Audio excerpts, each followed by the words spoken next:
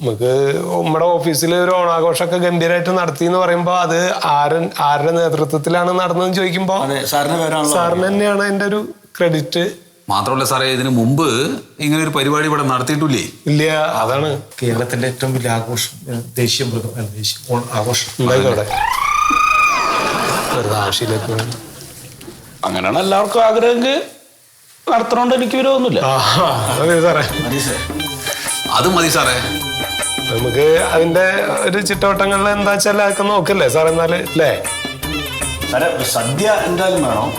പിന്നെ പരിപാടി എന്തൊക്കെ? നമുക്ക് എന്തെങ്കിലും ഒരു പ്രോഗ്രാം വേണം സാറേ. നമുക്ക് ശരിക്കും നാടകത്തിന് നമുക്ക് പറ്റില്ല. എന്താ വെച്ചാൽ നമുക്ക് പെണ്ണുങ്ങളൊക്കെ അതിൽ സംഘടിപ്പിക്കാൻ വെച്ചാൽ വലിയ നിന്റെ ഭാര്യനെ മാറ്റിട്ട് മുടിയുണ്ടല്ലോ പെണ്ണാവും.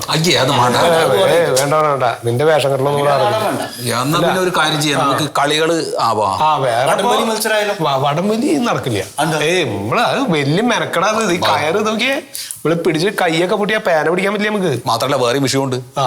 ആ സാറ് ഇപ്പൊ നമ്മുടെ സാറ് നിൽക്കുന്ന ഭാഗം തോറ്റെങ്ങാനും പോയി കഴിഞ്ഞാൽ പേരും വരും. അങ്ങനത്തെ മത്സരങ്ങൾ വേണ്ട. ഒരു പണിയാട്ടെ, നമുക്ക് ഓണത്തല്ലാക്കാം. അതുട്ട് ഇയാള് പറഞ്ഞോ ഓണത്തല് എന്നൊക്കെ പറഞ്ഞാൽ കളരി അഭ്യാസികളെ ചെയ്യാകണ്ട സംഭവമാണ് അത്.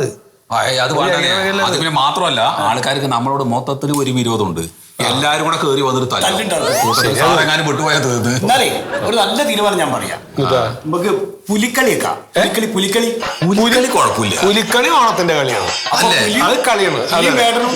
ചെണ്ടക്കൊട്ടും ഒക്കെ ആയിട്ട് അതൊരു കളറാ വിട്ടത്. അത് കളർ സാറേ. എന്നാ പുലിക്കളി മതി എന്നാണ് ഇപ്പൊ ഒരു തീരുമാനം.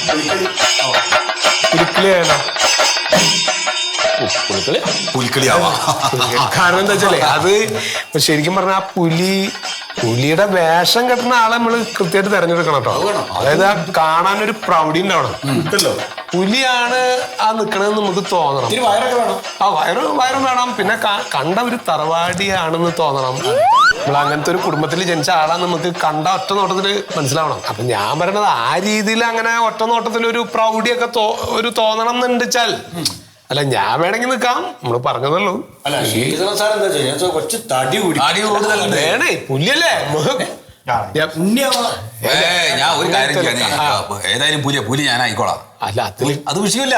അല്ല വയറില്ല, താടിയൊക്കെ പ്രശ്നം. താടിയൊക്കെ കളയും. അല്ല ഞാൻ അതിന്റെ ആവശ്യമില്ല. ഞാൻ എനിക്ക് കുഴപ്പമൊന്നുമില്ല. അല്ല ഞാൻ പറഞ്ഞേക്ക്, ഞാൻ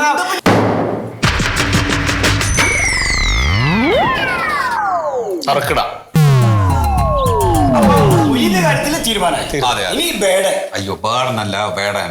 അതിന്റെ ബെഡിയൊക്കെ ആളല്ലേ ഇയാള് എന്തുട്ടാ ഈ ബേഡൻ ബെടി എന്നൊക്കെ പറഞ്ഞിട്ട് ഓണം പെരുന്നാളാക്കും.